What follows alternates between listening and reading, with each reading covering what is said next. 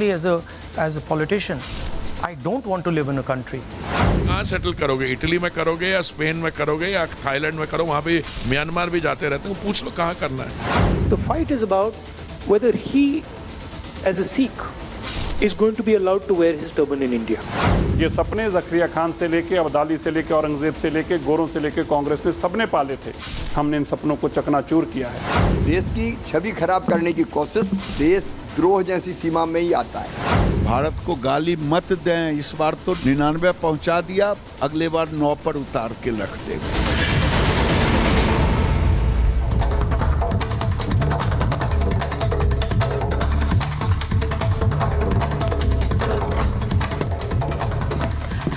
नमस्कार, आपके साथ मैं हूं सुजाता कुकरेती। आप देख रहे हैं अपना फेवरेट शो महाभारत। और महाभारत में आज बात उस जंग की जो भारत के खिलाफ ही विदेश जाकर राहुल गांधी लड़ रहे हैं। जी हां, भारत के खिलाफ कैसे एक जंग छेड़ रहे हैं विदेश में बैठकर।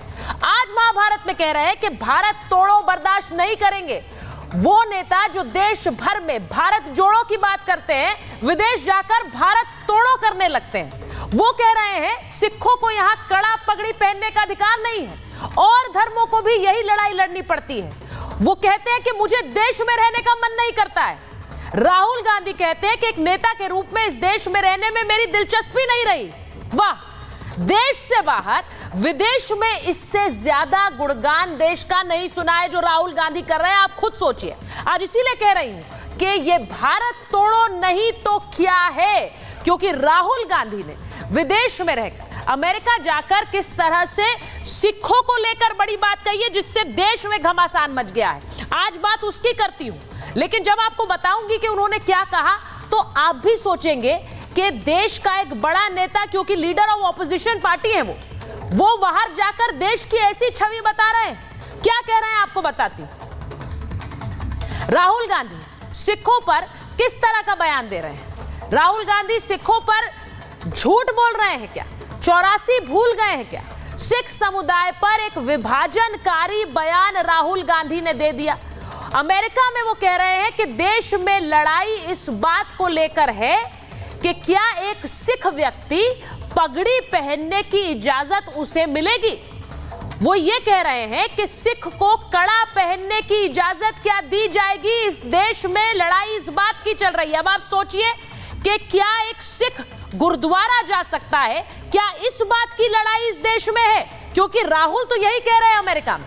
वो कह रहे हैं कि सभी धर्मों के लिए ये लड़ाई जारी है। तो जो सिख समुदाय के लिए राहुल गांधी कह रहे हैं, क्या वो सच है?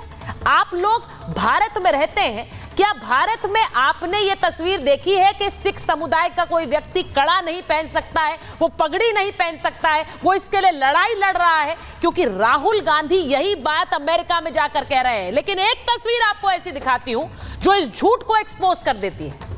आपको ये 2 तस्वीरें दिखा रही। एक तरफ है पूर्व प्रधानमंत्री मनमोहन सिंह, 10 साल प्रधानमंत्री इस देश के रहे और वो किस तरह से वहां गोल्डन टेम्पल में जाकर मत्था टेक रहे हैं, वो तस्वीर आप देख रहे हैं। और दूसरी तरफ वर्तमान प्रधानमंत्री नरेंद्र मोदी, जो सिखों के सम्मान में जब गुरुद्वारे जाते हैं तो खुद पगड़ी पहन लेते हैं। ये तस्वीरें देख लीजिए और समझिए कि जब देश में प्रधानमंत्री पद पर बैठा व्यक्ति उस सम्मान के साथ गुरुद्वारे में मत्था टेकने जा रहा है, तो यह सवाल कहां से आ जाते हैं कि सिखों को कड़ा नहीं पहनने दिया जा रहा, उनको पगड़ी पहनने की लड़ाई लड़नी पड़ रही है इस देश में। राहुल ने सिर्फ यही नहीं कहा है, राहुल ने यह तक कह दिया कि उन्हें अब देश में रहने का मन नहीं करता है, वो भारत में रहना नहीं चाहते हैं। आज आपको सबसे पहले वो बयान भी उनका सुनाती हूं जिसे सुनकर लोग दंग हैं कि एक देश के लीडर ऑफ ऑपोजिशन विदेश जाकर कह रहे हैं कि मुझे इस देश में रहने का मन नहीं करता है, मेरी कोई दिलचस्पी नहीं है, आई एम नॉट इंटरेस्टेड। जरा ये भी सुनिए। I frankly, as a politician, I don't want to live in a country where 90% of the people do not have access to opportunity. I'm not interested. आपने सुना कि एज अ पॉलिटिशियन, बतौर एक नेता, मेरी दिलचस्पी इस देश में रहने की नहीं है जहां 90% लोगों को मौके नहीं मिल रहे हैं। आई एम नॉट इंटरेस्टेड, वो ये कह रहे हैं। तो इस देश में चीजें बेहतर करने की कोशिश कौन करेगा? या फिर विदेश जाकर देश को इस तरह से गाली देंगे कि देश में रहने का ही मन नहीं है? भाई राहुल गांधी यही कह रहे हैं, लेकिन देश के लोगों से हमने पूछा कि राहुल जो कह रहे हैं उनका मतलब क्या है और आप क्या समझते हैं? क्या राहुल सही कह रहे हैं? सुनिए जरा। राहुल गांधी जी कह रहे हैं इस देश में मौके नहीं है। उनकी दादी इस देश की प्रधानमंत्री रही है, पिताजी रहे हैं, माँ लगातार कांग्रेस की अध्यक्ष रही है। ये तो उनका कहना सरासर झूठ है। अगर वो जाना ही चाहते हैं तो इस्तीफा देके इटली से ले जाएं, हम उनका स्वागत करते हैं। शर्म आती है तो 200 कंट्रीज हैं, पासपोर्ट हमारे पास है, वीज़ा कोई दिक्कत नहीं। उनको जो है अगर उनको इतना ही वो जो है लगता है तो वो वहाँ की नागरिकता ले लें, वहाँ आराम से रहें, वहाँ का जो है चुनाव लड़ें। यहाँ का जो है क्यों आके वो जो है ऐसी बात करते हैं? मैं उस देश में नहीं रहूँगा जहाँ के लोग मेहनत करके अपने देश का नाम आगे। वो चाहते हैं उस देश में रहना जहाँ से उनकी माँ आई हैं। वो चाहते हैं उस देश में रहना जहाँ लग्जरी हो, ऐसो आराम हो और मेहनत ना करना पड़े। कांग्रेस पार्टी एक दो मतलब झूठा परिपक्व नेता को घोषित करके बैठी कि आप युवा हो, तो ये देश के लिए सबसे बड़ा दुर्भाग्य है कि राहुल गांधी जहर उगलते उगलते, भारत के लिए जहर उगलते उगलते जाके देश में मतलब क्या बोल रहे कुछ समझ नहीं आ रहा है। ऐसे व्यक्ति को इस देश के अंदर से बाहर चले जाना चाहिए, विदेशों में अपना जीवन यापन करना चाहिए और जो अपने सांसद की सदस्यता इसको भी हटा देनी चाहिए। राहुल गांधी जी को हिंदुस्तान छोड़ देना चाहिए क्योंकि वो यहाँ रहने लायक नहीं है, क्योंकि ना तो उनको यहाँ इस देश में कोई भी चीज़ अच्छी लगती है, हमेशा दूसरों की बड़ाई करना है, हिंदुत्व के विरोध में बात करना। तो ये सज्जन कह रहे हैं कि राहुल गांधी को देश छोड़ देना चाहिए क्योंकि उन्हें इस देश की कोई चीज तो पसंद नहीं है, तो वो यहाँ पर क्यों रह रहे हैं। आज महाभारत में सवाल यही पूछूंगी, लेकिन सवाल ये भी पूछूंगी कि विदेश में जाकर देश की चुनावी प्रक्रिया पर भी सवाल उठाते हैं, वो सही है क्या? क्या कहते हैं ये भी आपको बता देती हूँ। यूएस में राहुल गांधी ने एक और बड़ा बयान दिया, लोकतंत्र पर सवाल उठाया, और ये पहली बार नहीं है, लेकिन देश में निष्पक्ष चुनाव नहीं हुए। जो चुनाव अभी हुए उनके लिए वो कह रहे थे कि 24 में निष्पक्ष चुनाव नहीं हुए हैं, और ये भी कहा कि बीजेपी 246 के करीब भी नहीं पहुंचती, चुनाव में हमारे बैंक खाते बंद कर दिए गए थे। ये वाली बात तो उन्होंने पहले कही थी, लेकिन अमेरिका जाकर वो कह रहे हैं कि चुनाव आयोग ठीक से काम नहीं कर रहा है। चुनाव आयोग ने वही किया जो वो यानी कि जो वर्तमान सरकार में लोग हैं वो चाहते थे, वही चुनाव आयोग कर रहा था। मैं इसे स्वतंत्र चुनाव के रूप में नहीं देखता हूं। अब आप सोचिए कि बाहर से कोई नेता आपके देश आए और अपने देश के बारे में बताए कि वहां निष्पक्ष चुनाव नहीं होते हैं, वहां पर तो चुनाव आयोग मिला हुआ है, तो आप उस देश के बारे में क्या सोचेंगे? वही अमेरिका में और दुनिया भर में लोग शायद इस वक्त सोच रहे होंगे भारत के बारे में। तो आज सवाल यही है कि क्या विदेश जाकर राहुल की ये नीति जिसमें भारत को बदनाम करो, भारत पर सवाल उठाओ, ये सही है? इसको सही ठहरा भी किस तर्क के साथ सकते हैं? आज महाभारत में इस पर बात होगी। ये रिपोर्ट पहले देखिए।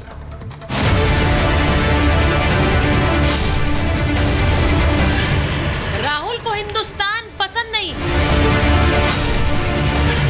सिखों पर झूठ, 84 गए भूल, देश में चुनाव हारे, विदेश में रो रहे। राहुल गांधी को देश पसंद नहीं, राहुल हिंदुस्तान में नहीं रहना चाहते। ये हम नहीं, खुद राहुल गांधी कह रहे हैं, वो भी विदेशी धरती पर जाकर। सुनिए। I frankly, as a politician, I don't want to live in a country where 90% of the people do not have access to opportunity. I'm not interested. Rahul के इस बयान पर पलटवार आया केंद्रीय मंत्री हरदीप सिंह पुरी का। कहाँ सेटल करोगे? इटली में करोगे या स्पेन में करोगे या थाईलैंड में करो? वहां भी म्यांमार भी जाते रहते हैं, पूछ लो कहाँ करना है। राहुल जब से अमेरिका पहुंचे एक के बाद एक विवादित बयान दे रहे हैं। मोदी विरोध में बोलते बोलते राहुल गांधी सिखों तक पहुंच गए।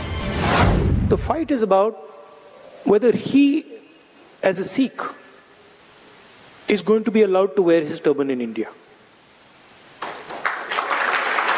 or he, as a Sikh, is going to be allowed to wear a kada in India. Rahul के इस ज्ञान पर देश में सियासी बवाल मच गया। मामले ने इतना तूल पकड़ा कि बीजेपी ने राहुल गांधी को कोर्ट के कटघरे तक घसीटने की धमकी दे डाली। में एक ऐसा समय था जब उनके फादर श्री राजीव गांधी के समय जब पे कत्लेआम हुआ था, और उनकी ग्रैंडमदर के टाइम पे तो दरबार साहब पे हमला हुआ था। तो ये क्या सिख रिलीजन के साथ अपना जोड़ रहे हैं? भारत को गाली मत दें, इस बार तो 99 पहुंचा दिया, अगले बार 9 पर उतार के रख देगा। हमने इनकी मोहब्बत की दुकान में नफरत का सामान बिकता देखा है। 84 के दंगों से लेकर अब तक जो फसाद और नफरत कांग्रेस फैलाती है, देश उससे वाकिफ है। इतना ही नहीं, राहुल ने पहले चीन का गुणगान, फिर बीजेपी आरएसएस पर निशाना साधा और जब मन नहीं भरा है तो हमेशा की तरह चुनाव आयोग को भी कटघरे में खड़ा कर दिया। I don't think the BJP, in a fair election, they were nowhere near 240 seats. No way. So I don't view it as a free election at all. I view it as a rather controlled election. ऐसा नहीं है कि राहुल ने विदेश में जाकर पहली बार देश की छवि खराब की, लेकिन जिस तरह वो लगातार एक के बाद एक विवादित बयान दे रहे हैं, उससे देश में बवाल बढ़ता जा रहा है। ऐसे में महाभारत में आज सीधा सवाल पूछ रही कि राहुल को हिंदुस्तान पसंद नहीं, राहुल क्यों बार बार विदेशी धरती से विवादित बयानबाजी करते हैं, सिखों पर बोल रहे हैं लेकिन 84 को भूल रहे हैं। राहुल गांधी का एक एक झूठ क्या एक्सपोज हो रहा है? आज महाभारत इसी पर। मेरे साथ महाभारत में जो मेहमान है परिचय करा देती हूँ। बीजेपी के राष्ट्रीय प्रवक्ता अजय आलोक जी हमारे साथ जुड़ रहे हैं, वरिष्ठ पत्रकार अनंत विजय जी हमारे साथ हैं, अजीज खान साहब राष्ट्रीय प्रवक्ता हैं समाजवादी पार्टी के, हमारे साथ वरुण पुरोहित जी हैं कांग्रेस के नेता हैं, किशोर तिवारी जी हैं शिवसेना उद्धव गुट के नेता हैं, परमिंदर सेठी जी हैं राजनीतिक विश्लेषक हैं और आम आदमी पार्टी की राय रखते हैं। लेकिन मैं शुरुआत सबसे पहले इसी सवाल से करना चाहती हूँ कि राहुल गांधी की राय कौन कौन एंडोर्स कर रहा है आज इस पैनल पर, क्योंकि उन्होंने जो राय रखी है उस पर तो देश में एक घमासान मच गया है। आप किशोर जी उंगली उठा रहे हैं, आप एंडोर्स कर रहे हैं, ये बड़ी अच्छी बात है, क्योंकि मुझे नहीं पता है कि कौन कौन लोग एंडोर्स करेंगे, लेकिन देश के बाहर जाकर ये कहना कि मैं इस देश में रहना नहीं चाहता, आई एम नॉट इंटरेस्टेड, ये सबसे घातक बयान मुझे राहुल गांधी का लगा, क्योंकि आप बाहर जाकर ये कह रहे हैं कि आप देश में रहना नहीं चाहते हैं। अब मुझे अजय आलोक जी ये बता दीजिए, एक लीडर ऑफ ऑपोजिशन है, किसी भी विदेश में किसी भी देश से कोई मंत्री कोई व्यक्ति आएगा, कोई नेता आएगा, तो वो अपने देश के बारे में क्या कहेगा हमारे देश में आकर? क्या वो राहुल गांधी की बात से मैच खा रहा है, मेल खा रहा है?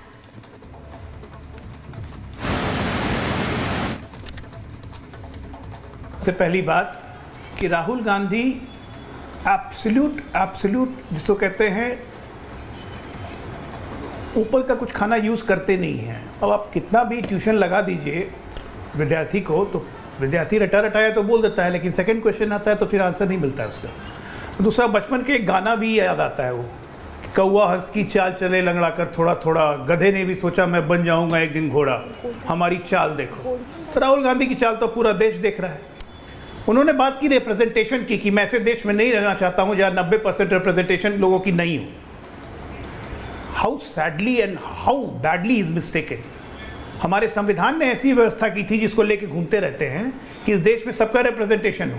बाद में उस संविधान को और दुरुस्त करते हुए, उनके पूर्वजों की गलती सुधारते हुए वीपी सिंह ने मंडल कमीशन भी लागू कर दिया। मोदी जी ने इसको और सुधारते हुए ओबीसी कमीशन को संवैधानिक दर्जा दे दिया।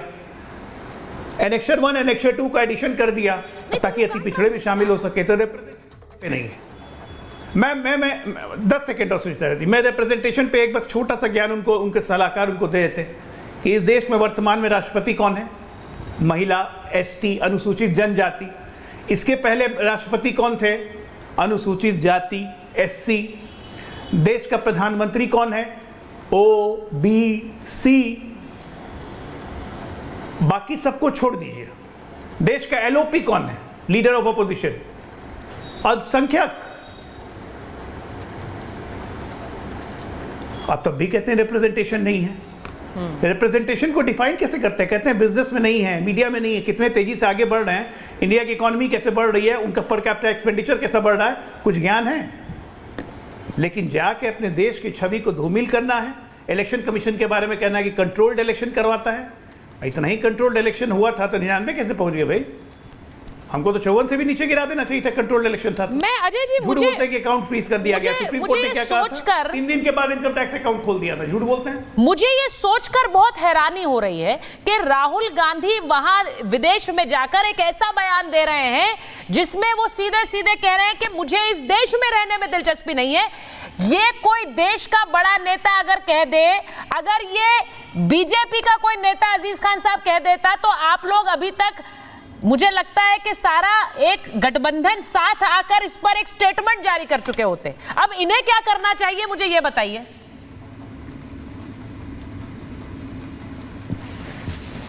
देखिए सुचरिता जी, जो आप स्टेटमेंट लगातार दिखा रही हैं, ये किस कंटेस्ट में है, इसका पूरा क्लिप क्या है, ये आपने नहीं दिखाया।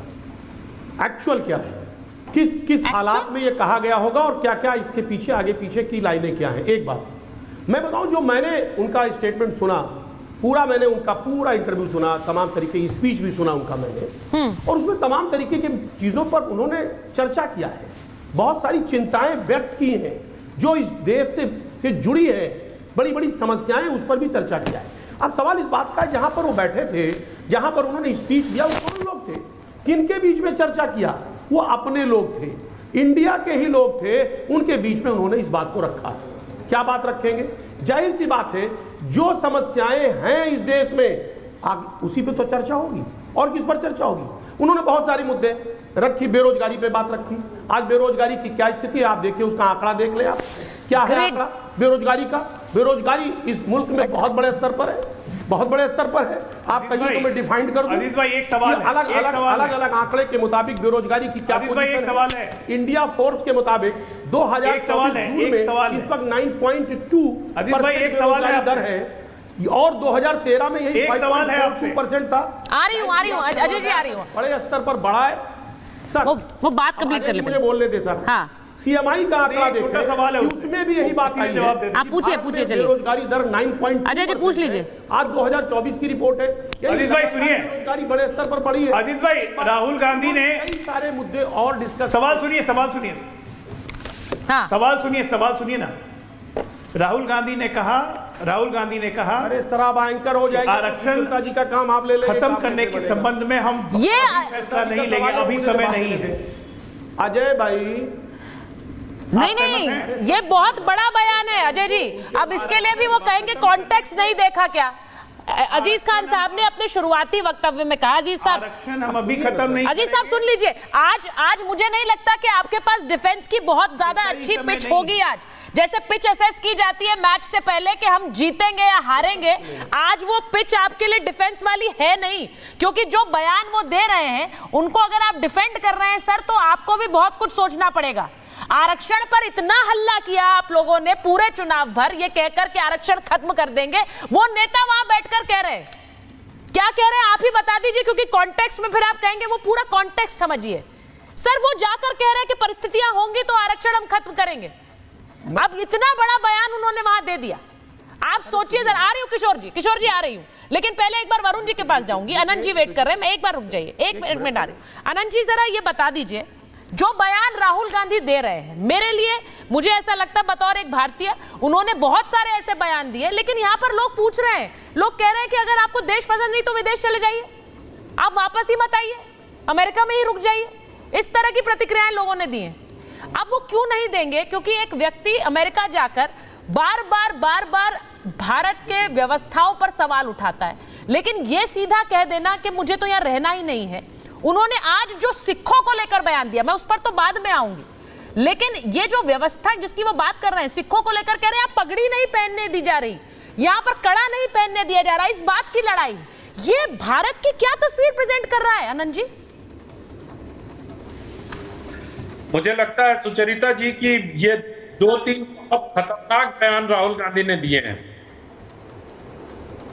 और राहुल गांधी के इन बयानों की जितनी भर्त्सना की जानी चाहिए उतनी की जानी चाहिए। और मुझे अच्छा लगा कि कांग्रेस के वरुण पुरोहित जब उन्होंने पहला प्रश्न उठाया तो उन्होंने उंगली नहीं उठाई, इसका मतलब राहुल जी के बयान पे ठोस नहीं।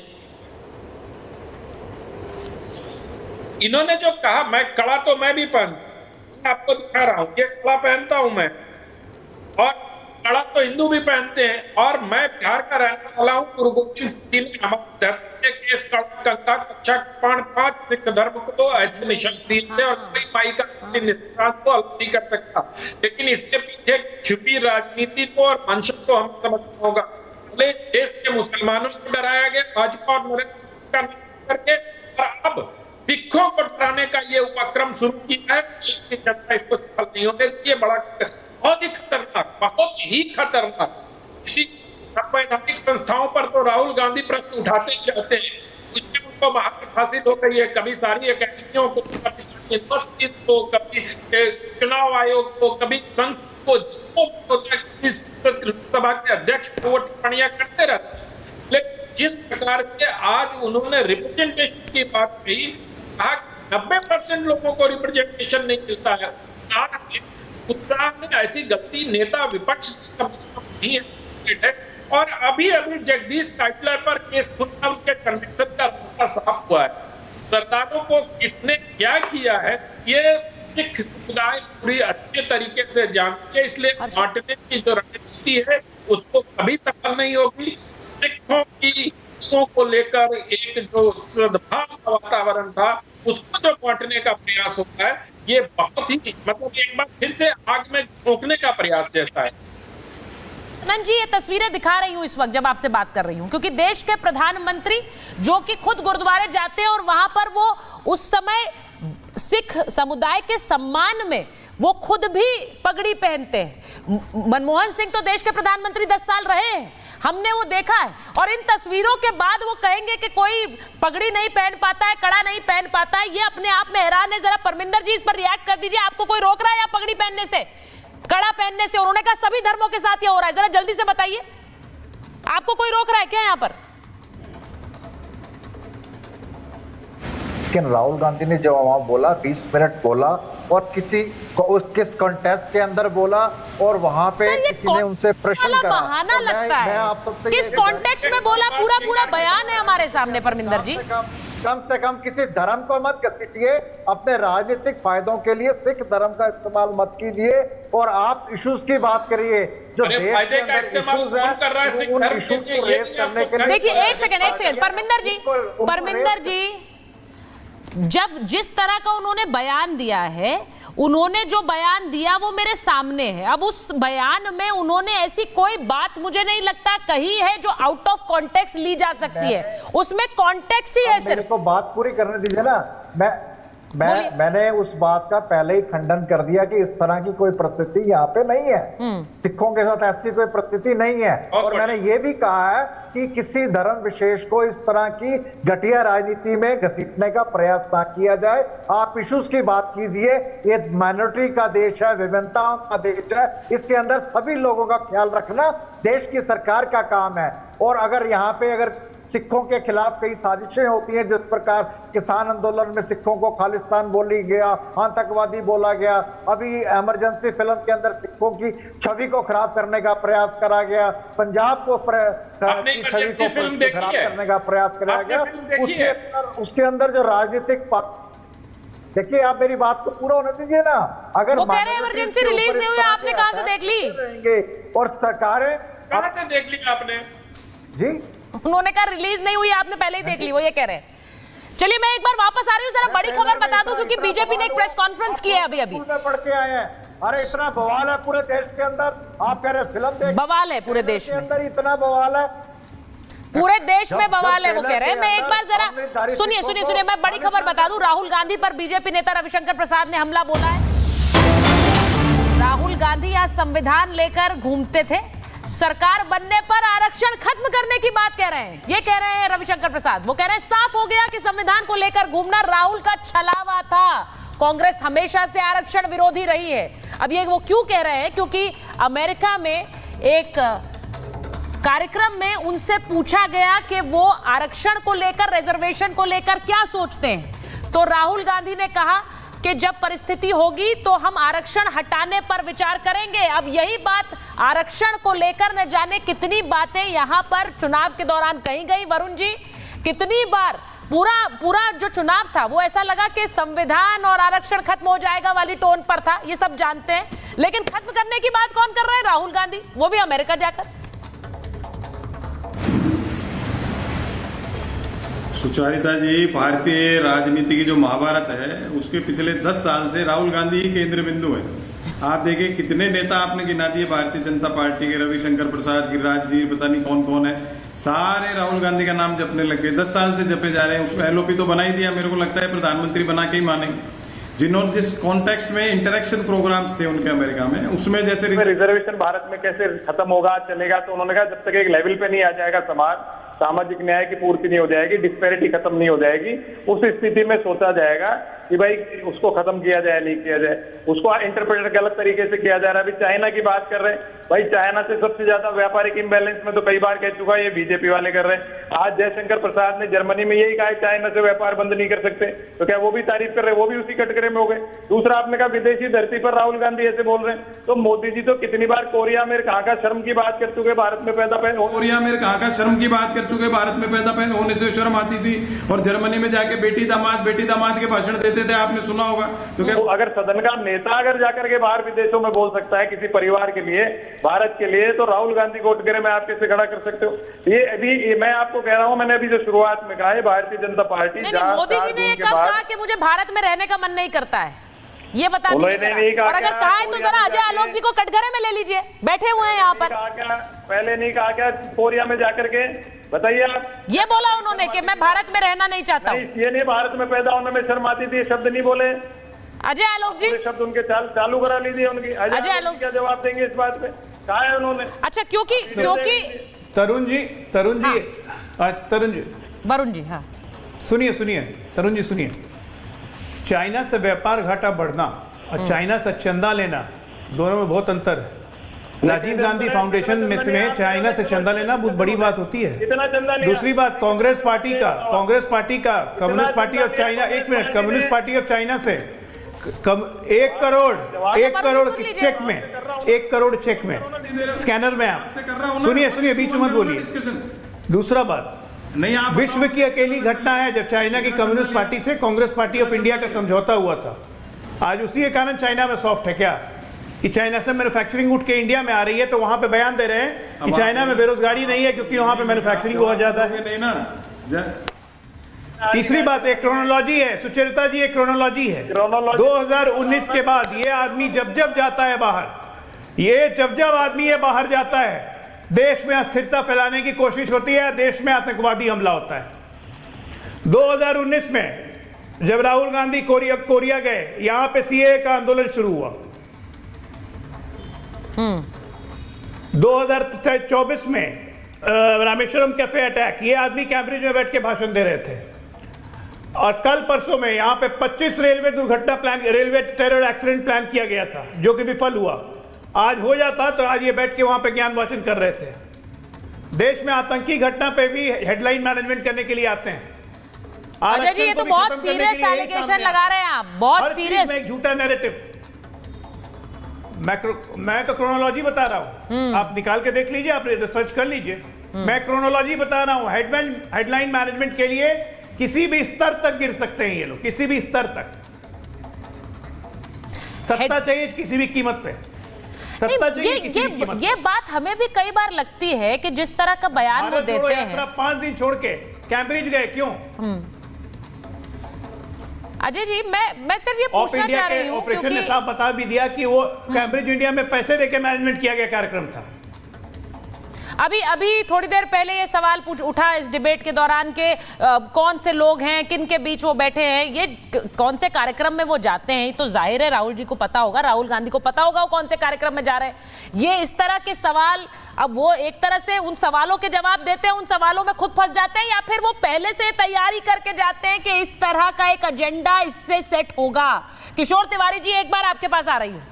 आप तो हमेशा ये कहते रहते हैं, आपकी पार्टी और आपके नेता तो सनातन का सम्मान, सनातन की बात करते रहते थे, या तो देश का सम्मान भी पीछे रह गया।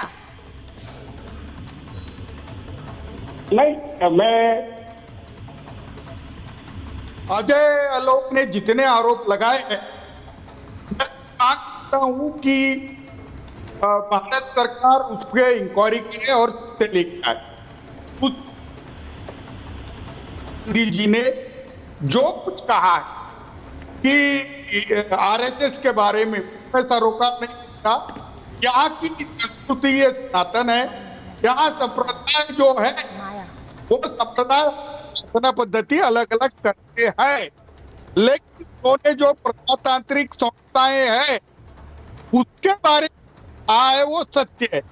ईडी, सीबीआई, सीजीआई, गोगोई का प्रकरण आप या इलेक्शन कमीशन की अपॉइंटमेंट ले लो, उनका बर्ताव ले लो।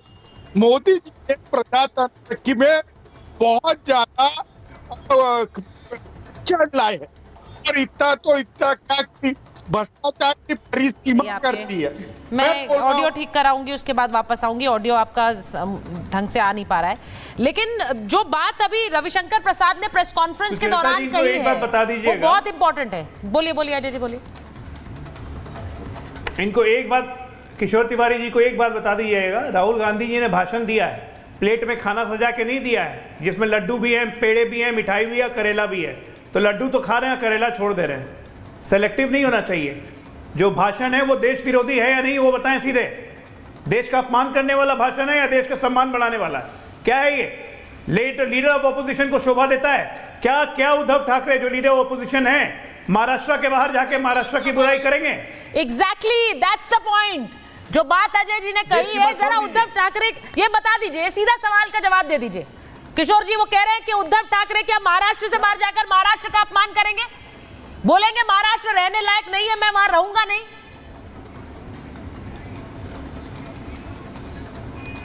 इतनी बेरोजगारी है, जहां किसान इतनी बड़ी आत्महत्या कर रहे हैं, तो मैं देश में रहना चाहता हूं।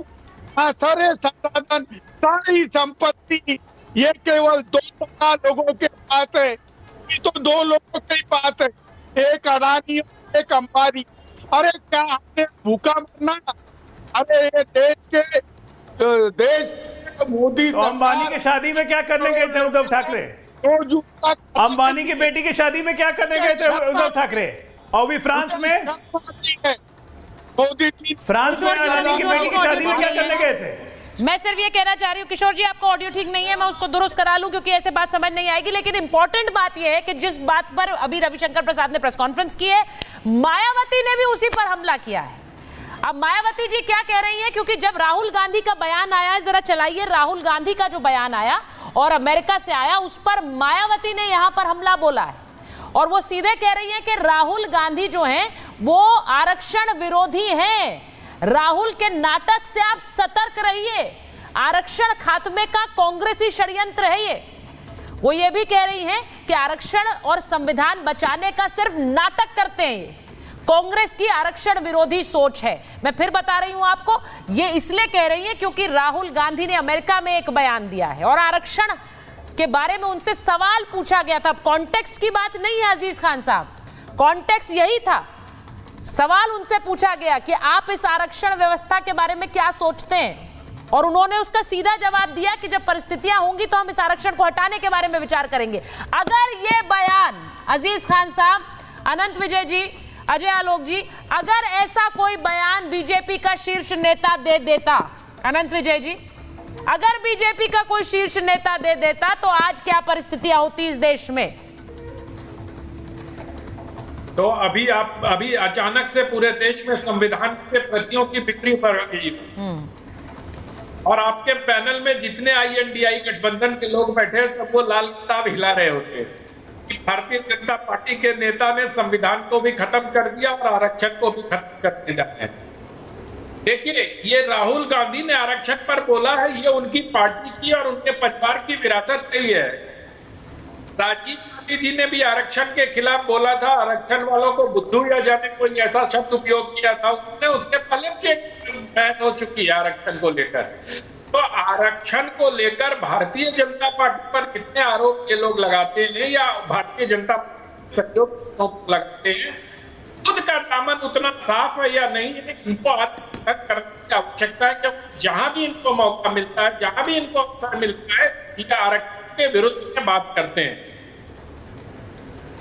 जहां मौका मिलता है। अजीज खान साहब, इसका जल्दी से जवाब दे दीजिए। मैं इस बयान को, आप आंखें बंद कर लीजिए, ये राहुल गांधी का बयान नहीं है, ये एक नेता ने इस देश में बयान दिया है। अब बताइए आपका रिएक्शन क्या होगा? भूल जाइए राहुल गांधी ने दिया है। पहला रिएक्शन मैं बताती हूँ, ये बीजेपी का बयान है। वही कह रहा हूँ। दूसरा बयान, ये आरक्षण विरोधी है। अरे सुनिए ना, आप सुनिए ना, बोलिए बोलिए। अरे सुन तो लें प्लीज। देखिए, डिबेट जो होता है ना, वो सेलेक्टिव होकर नहीं होता है। किस पर्सपेक्टिव में कैसे कैसे बातें चल रही हैं, आप उन चीजों को चुन चुन के अगर आप निकालेंगी तो अर्थ का अनर्थ हो जाएगा। अर्थ का अनर्थ कर रही हैं। उन्होंने तमाम बातें आरएसएस के बारे में की, चाइना के बारे में डिस्कस किया, उन्होंने तमाम भ्रष्टाचार पे बात किया। मैं कह रहा हूं आप ये कह रहे हैं कि सिलेक्टिव होकर मैं बात कर रही हूं। अजीज खान साहब, आप अपनी बात कहिए, आप अपनी बात कहिए, लेकिन मेरी बयान भी सुनिए, मेरी बात भी सुनिए। सिलेक्टिव होकर डिबेट क्यों ना की जाए? जब देश की छवि धूमिल होती है विदेश में, तो क्यों ना सिलेक्टिव होकर डिबेट की जाए? ये debate BJP versus Samajwadi party नहीं है सर। आप अभी स्क्रीन पर हैं और अजय आलोक जी स्क्रीन पर हैं। मैं सिर्फ ये कह रही हूं कि देश के लिए विदेश जा रहे हैं, कोई वो आम नेता नहीं है ना, लीडर ऑफ ऑपोजिशन पार्टी है वो जाकर अगर ऐसा बयान देंगे तो उस पर चर्चा ना हो। वो आरएसएस पर क्या कह रहे हैं, ठीक है, मैं उस पर बात नहीं कर रही हूं, वो उनकी राय है, लेकिन वो देश के बारे में क्या कह रहे हैं उस पर तो मैं बोलूंगी। देखिए सुचित्रा जी, जिस तरह मैं देख रहा हूं एक नैरेटिव गढ़ने की कोशिश की जा रही है। देश के एलओपी को कहा जा रहा है साहब राष्ट्र विरोधी हैं, साहब वो लगातार राष्ट्र को बदनाम कर रहे हैं। मैं कह रहा हूं कि देखिए, आदमी का अपना ओपिनियन है, एक शख्स का ओपिनियन है, और वो ओपिनियन इस देश के बारे में जो इस देश के नेता हैं उन्होंने इस देश में कैसे कैसे डराने का प्रयास किया है, कैसे कैसे जो संस्थाएं हैं उनका दुरुपयोग किया है, उस पर अगर चर्चा कर रहा है तो मुझे लग रहा है उस पर चर्चा में कोई बुराई नहीं है, चर्चा करना चाहिए। उन्होंने तमाम बातें रखी, मोदी जी के बारे में रखी, देश के बारे में रखी, किस तरह जो संस्थाएं यहाँ उनको पूरी तरह से उनको कैप्चर कर लिया गया है, उसका इस्तेमाल कैसे हो रहा है, उसका दुरुपयोग कैसे अगर ऐसी बातें रखी जा रही हैं और इन बातों को वो रख रहे हैं तो इसमें मुझे नहीं लग रहा कोई बुराई है। एग्जैक्टली अजीज खान साहब, आप ही की बात पर आती हूं, अजय जी के पास जाऊंगी। अजीज खान साहब, अगर वो ये बातें रख रहे हैं, अगर उन्हें इस देश की व्यवस्था में कुछ गड़बड़ लगती है, तो उन बातों पर मैं यहां पर इस वक्त कुछ सिलेक्टिव टॉपिक्स पर चर्चा कर रही हूं, इसीलिए कर रही हूं क्योंकि उनसे कई सवाल उठते हैं। जब वो ये कहेंगे विदेश में जाकर कि सिखों को यहां पर कड़ा पहनने की, पगड़ी पहनने के लिए एक लड़ाई लड़नी पड़ती है, ये सभी धर्मों पर लागू होता है, तो क्या ये देश के बारे में एक तस्वीर नहीं प्रेजेंट कर रहा जो खराब करता है हमारे देश की छवि? हमारा देश ऐसा है क्या अजीज खान साहब? आप जहां रहते हैं वहां पर सिख लड़ाई लड़ रहे हैं पगड़ी पहनने के लिए?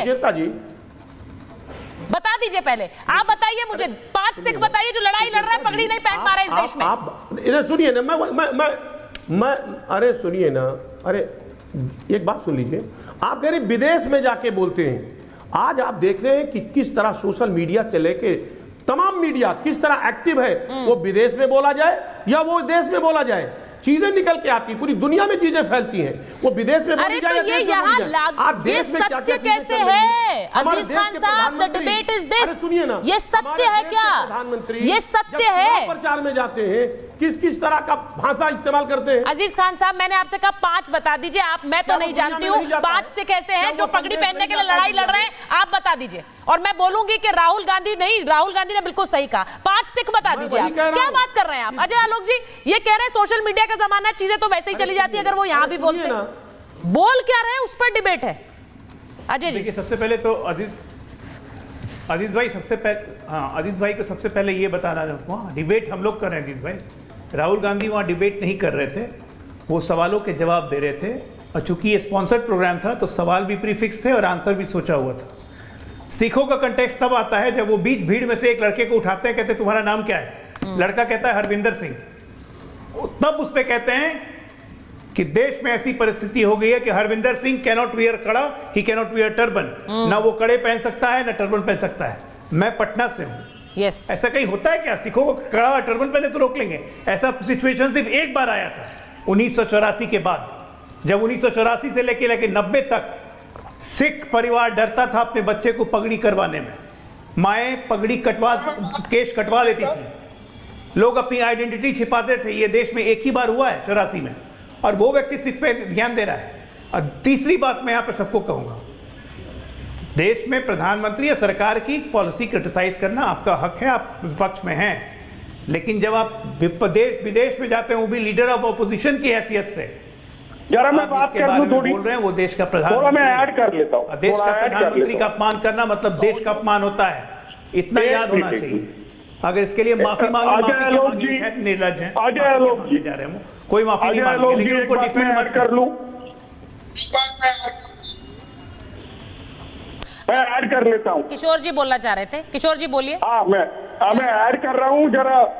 हाँ अभी मैं बता रहा हूँ कि भारत में आज की परिस्थिति में किसी भी संप्रदाय को उनकी प्रेयर करने के लिए कोई रोकथाम नहीं है। यस। और प्रार्थना पद्धति से वो करे, लेकिन सभी सनातन और हिंदू संस्कृति के अंग है।